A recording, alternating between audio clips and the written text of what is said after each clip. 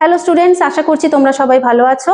আমি সুতপা শিকদার ডিআইসিভি টিউটোরিয়াল চ্যানেলের তোমাদের সবাইকে স্বাগত জানাচ্ছি। আজকে আমরা পড়ব আবর্তন বিষয়ে। তার আগে জেনে নিই অমাধ্যম অনুমানের এই আবর্তন সম্পর্কে জানার আগে অমাধ্যম অনুমানটা কি।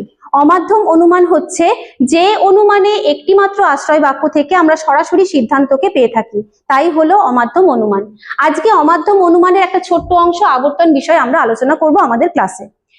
দেখো এখানে দেখতে পাচ্ছ কতগুলো আবর্তনের নিয়ম লেখা আছে, একটু জেনে নি কিভাবে হচ্ছে। আবর্তনের প্রথম নিয়ম হচ্ছে গুণের কোনো পরিবর্তন ঘটবে না। গুণের অর্থাৎ যদি আশ্রয় বাক্য যদি নঙর্থক থেকে থাকে তাহলে সিদ্ধান্ত হবে নঙর্থক বাক্য, আবার অপরদিকে আশ্রয় বাক্য যদি সদর্থক হয়ে থাকে তাহলে সিদ্ধান্ত হবে নঙর্থক বাক্য।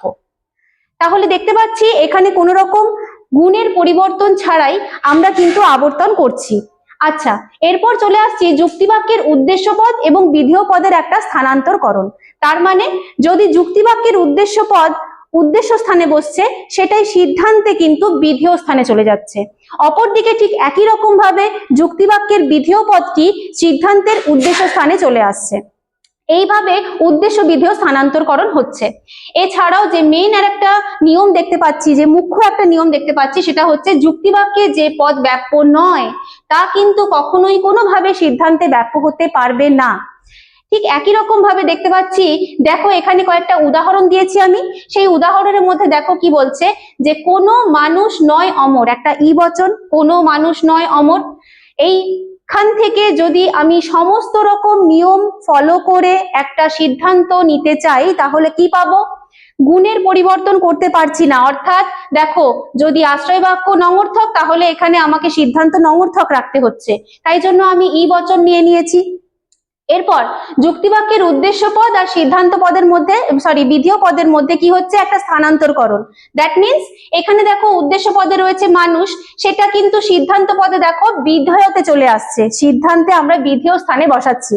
ঠিক একই রকম ভাবে বিধেয়টাও কিন্তু স্থানান্তরকরণ হচ্ছে। আর বলেছে যে পদ যুক্তিবাক্যে ব্যাপ্য নয় তা কখনোই কিন্তু সিদ্ধান্তে ব্যাপ্য হতে পারবে না। দেখো এখানে ই বচন আমরা জানি দুটোই কিন্তু হচ্ছে, দুটো পদই অর্থাৎ উদ্দেশ্য এবং বিধেয় দুটো পদই হচ্ছে ব্যাপ্য, তাই এর সিদ্ধান্ত হিসেবে আমি ই বচনকে নিয়ে নিয়েছি যাতে করে আমার এই তৃতীয় নিয়মটি লঙ্ঘিত না হয়। তাহলে আজকে এই পর্যন্তই। পরের ক্লাসে আমরা বিবর্তন সম্পর্কে জানবো। ক্লাসটি ভালো লাগলে তোমরা লাইক, শেয়ার, সাবস্ক্রাইব করে দিও। Thank you.